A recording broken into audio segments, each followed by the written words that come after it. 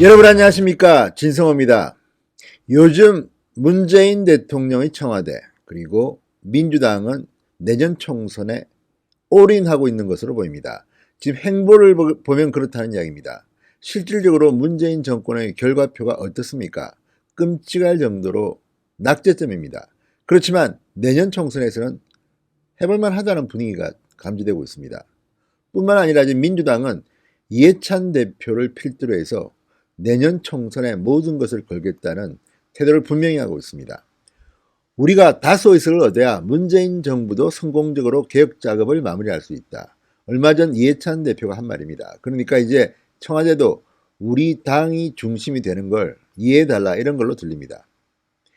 그러면서 오늘 아침 동아일보는 지금 내각에 있는 장차관들을 전부 다 내년 총선에 투입할 수 있는 사람은 투입하겠다, 이런 전략을 민주당이 세웠다고 보도하고 있습니다.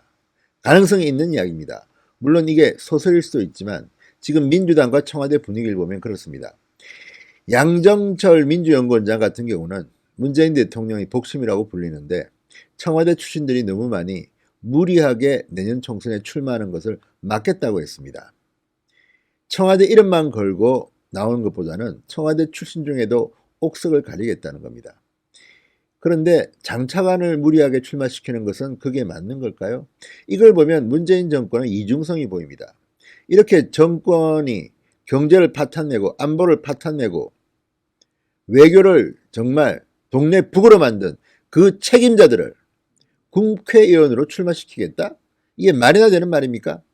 게다가 지금 오늘 동아일보가 보도했던 그 출마 예상 장관들의 명단을 보면 기가 막힙니다. 강경화, 정경두, 홍남기, 지금 가장 논란이 되는 그런 장관들의 이름이 내년 총선 공천자 명단에서 나올 수도 있겠습니다. 자, 모든 것은 정치에서 권력만 잡으면 된다. 국민의 삶은 어찌되든 말든, 국가의 이익은 어떻게 되든 말든 우리는 오직 권력만 잡겠다. 이거 너무한 거 아닙니까? 진성호의 융단 폭격 시작합니다. 민주당을 융단 폭격합니다. 방송에 앞서 아직 진성호 방송의 구독자가 아니신 분들은 붉은색 구독 버튼 꾹 눌러주시기 바랍니다. 자, 오늘 표가 나왔습니다. 동아일보가 만든 표. 지금 문재인 정부의 장차관 중에서 내년 총선에 출마 가능한 사람들입니다. 가장 먼저 이낙연 총리.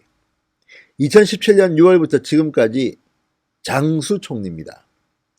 향후 행보 서울 종로 출마 혹은 비례대표입니다.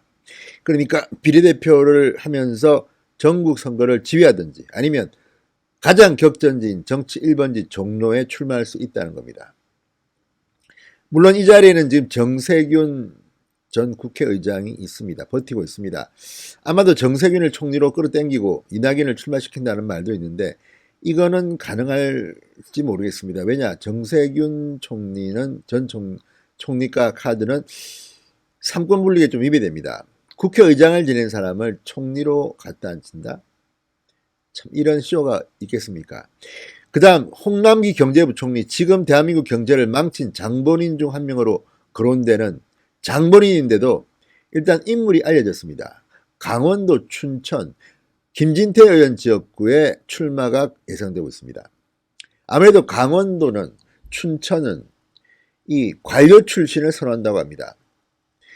정치인보다는 관료 출신을 선호하기 때문에 장관을 지낸 사람이 온다 그러면 그냥 먹어줄 것이다, 이런 건데 착각일 수가 있습니다. 두고 보십시오. 김진태 의원도 간단한 사람 아니지 않습니까? 그 다음 가장 지금 언론의 주목을 받고 있는 사람은 바로 외교부 장관 강경화입니다. 강경화 장관은 초대 외무부 장관입니다.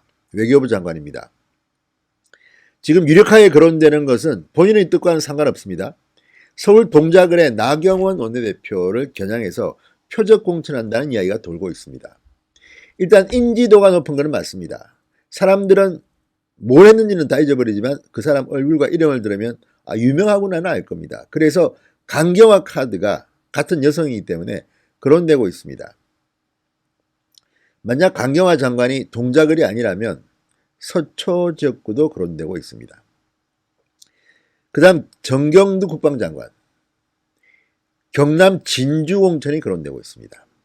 자, 본인 뜻이야 모르겠으나 지금 동아일보의 추측은 그렇습니다. 정경두는 경남 진주, 그러니까 진주에 지금 박재출 의원, 김재경 의원이 있는데 이 중 하나를 내보내서 진주 출신인가 봅니다. 정경두 장관을 경남 진주에 공천한다. 아니 지금 국방부 장관이야말로 해고를 시켜도 마땅치 않을 판에 국회의원으로 공천을 한다. 이것도 참 아이러니합니다. 그 다음 성윤모 상업통상자원부 장관, 이분 역시 지금 한국의 경제 이 침체 책임이 없다고 할 수 없는 사람인데 성윤모 장관 대전 지역이라고 합니다. 그 다음 또 하나의 경제 책임자 김동연 전 경제부총리, 충북 증평 진천 음성 지역에 출마가 거론되고 있습니다. 최종구 전 금융위원장, 서울 송파 혹은 강원도 강릉 권성동 의원 지역구에 출마가 거론됩니다. 자, 이런 것들 보면 지금 어쨌든 문재인 정부에서는 지금 문재인 정권에서 힘든 지역구에 현역 의원을 꺾기 위해서 명망과 이름이 널리 알려진 장관들을 집중 투입하겠다는 전략인 것 같습니다. 청와대 출신보다는 장관 출신이 사실은 인지도는 높습니다. 그래서 내각 차출론이 지금 나오고 있는 겁니다. 자, 이 중에서 가장 하이라이트 정경두 장관이, 국방장관이 경남 진주에 나온다면 어떻게 될까요? 진주 시민들이 과연 장관 지냈다고 해서 무조건 뽑아줄까요? 또 한 명, 강경화 장관. 이 두 사람은 지금 외교 안보를 망가뜨렸다는 비판을 보수 성향의 국민들로부터 듣고 있습니다. 특히 외교부는 뭐 위계질 수도 없고 심심하면 사고가 터집니다. 비위 사건이 잘 날이 없습니다. 그리고 지소미아 문제, 일본 문제, 미국 문제 뭐 하나 제대로 한 것 같지도 않은데 이름은 유명합니다. 악명이 높은 건지도 모르겠습니다. 그런데 나경원 원내대표를 겨냥해서 동작을에 공천한다. 한번 해보십시오. 재밌겠네요. 자, 이런 문재인 정권의 전략은 정말 후한무차입니다. 국가를 낙제점으로 만든 장관들을 이름이 유명하다는 이유로 이렇게 낙하산 타고 다 내려보내면 그 결과가 어떻겠습니까? 국민들이 심판할 겁니다. 국민들이. 공천하십시오. 감히 말씀드립니다. 공천하십시오. 그리고 강경화 장관이 정치인으로 변신할 가능성이 없지는 않습니다. 비례대표를 줄지도 모르죠. 그런데 이런 식으로 코드 맞는 사람들을 그냥 능력이나 업적, 실적과 관계없이 무조건 계속 좋은 자리에서 있게 하는 게 바로 문재인 정권 아닌가 싶습니다. 아니 중국에서 미세먼지 문제도 해결 못하고 중국 대사 그렇게 엉망으로 한 노영민 지금 비서실장하고 있습니다. 반대로 청와대에서 정말 제대로 일 못했다는 사람은 또 더 좋은 자리로 또 보냅니다. 자, 이런 것들이 가당한 일들이니까 국민들은 열받습니다. 이런 식으로 한번 공천해 보십시오. 신성호의 융단 폭격이었습니다. 여러분 감사합니다.